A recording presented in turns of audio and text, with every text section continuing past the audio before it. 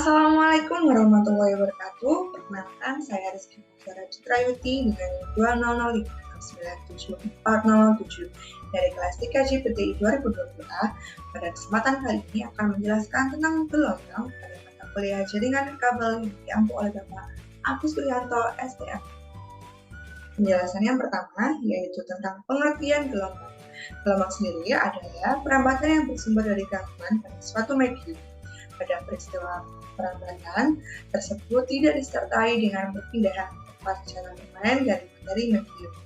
Gelombang menurut arah getarannya dibagi menjadi dua, yaitu gelombang transversal dan gelombang longitudinal. Yang pertama, gelombang menurut getaran, yaitu gelombang transversal adalah gelombang yang arah getarannya tegak lurus dengan arah perambatannya, sehingga bentuk dari gelombang ini terdapat bukit dan lembah gelombang. Gelombang ini membutuhkan material solid untuk merambat dan efektif. Hal tersebut menyebabkan gelombang ini tidak efektif merambat pada material cair dan gas. Jadi, gelombang transversal ini tidak efektif untuk perambatan di benda cair atau gas. Gelombang transversal relatif lebih lemah jika dibandingkan dengan gelombang longitudinal menurut Crawford pada tahun 1968. Contoh gelombang transversal seperti gelombang pada tali dan gelombang pada permukaan air. Contohnya gelombang transversal seperti gelombang permukaan air. Yang kedua adalah gelombang longitudinal, adalah gelombang yang arah getarannya bukit atau searah dengan arah rapatan gelombang. Gelombang ini tidak menunjukkan deretan bukit dan lembah, tetapi merupakan rapatan dan rendah. Gelombang ini juga disebut dengan gelombang kerapatan atau density wave, karena kerapatan partikel berfluktuasi pada saat gelombang ini bergerak.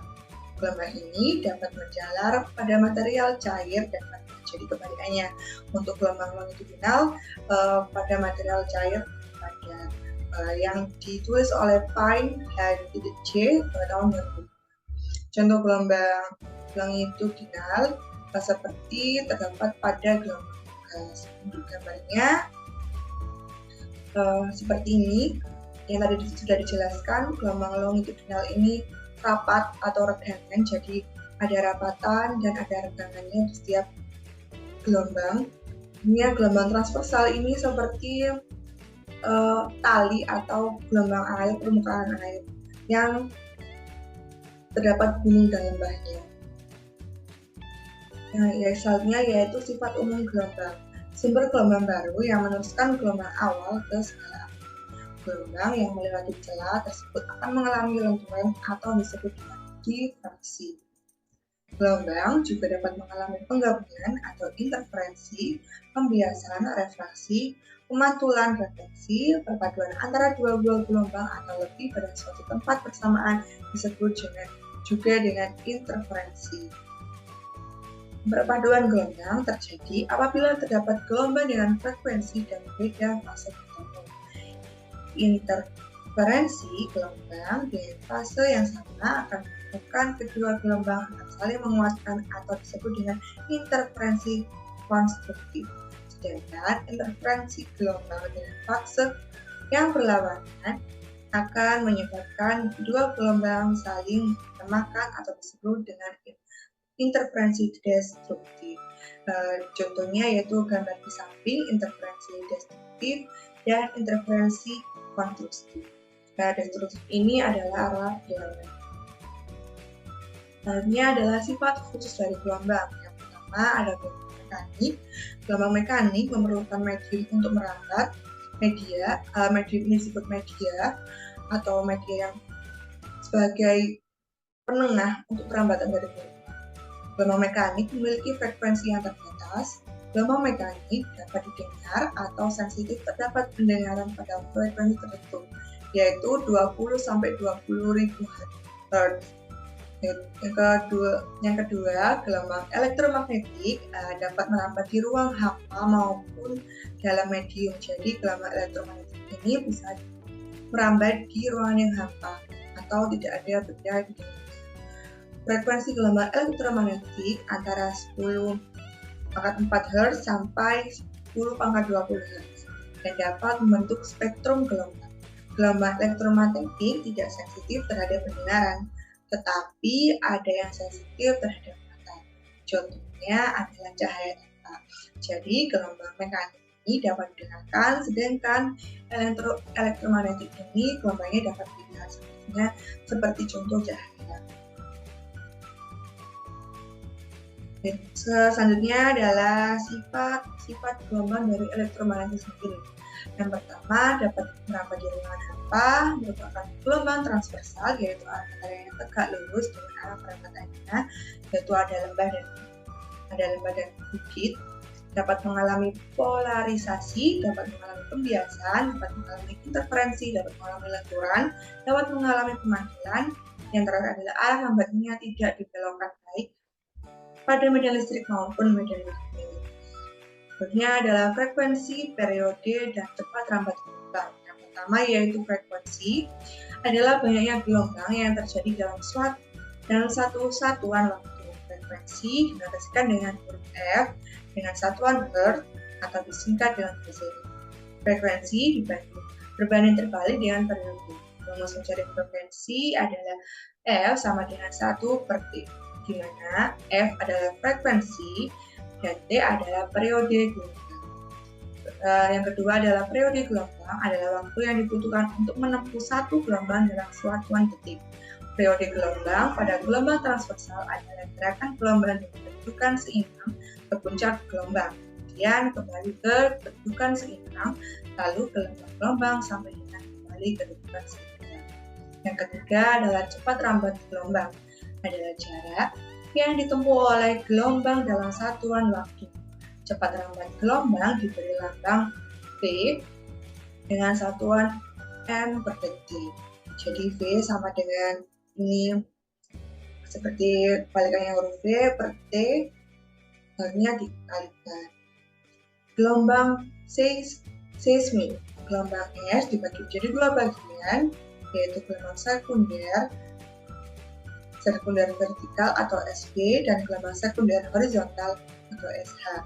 Gelombang SB adalah gelombang S yang gerakan partikelnya terpolarisasi pada bidang vertikal, sedangkan gelombang SH adalah gelombang S yang gerakan partikelnya horizontal.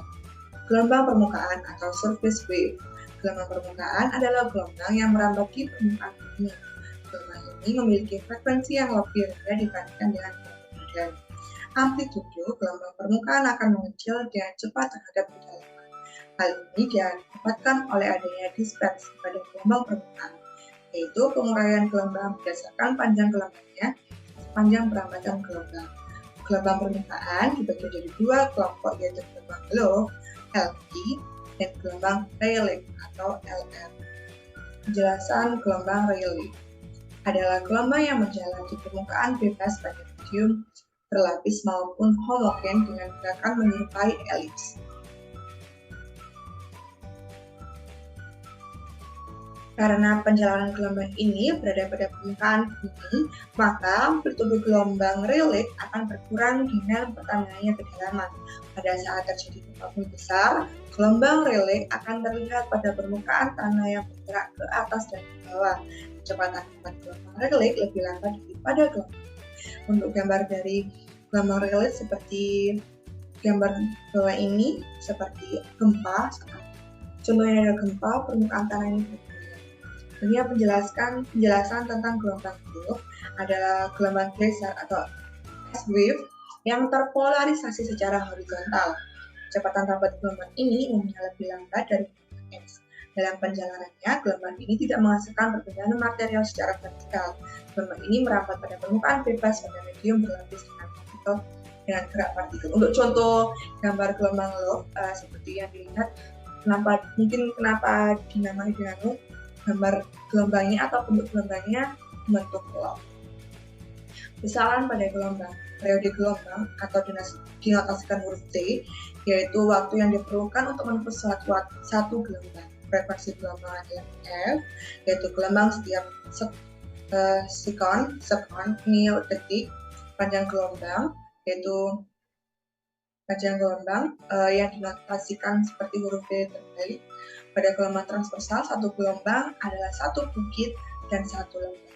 Jadi satu gelombang itu adalah satu bukit dan satu lembah ini dinamakan satu gelombang. Dari J ke C, G, atau dari B ke F, atau dari H, atau dari D ke H, seperti kami kembali. Jadi satu gelombang adalah satu bukit dan satu lembah. Cepat rambat gelombang V, yaitu jarak yang ditempuh gelombang per satuan waktu, dapat dinyatakan dengan fungsi bila S adalah panjang gelombang dan T adalah periode gelombang, maka dapat dinyatakan sebagai rumus berikut. Rambat gelombang sama dengan panjang gelombang dibagi dengan periode gelombang, atau juga rambat gelombang bisa dibagi second ini waktu dan periode. Terima kasih, sekian penjelasan dari teori gelombang yang saya sampaikan. Kurang lebihnya mohon maaf. Wassalamualaikum warahmatullahi wabarakatuh.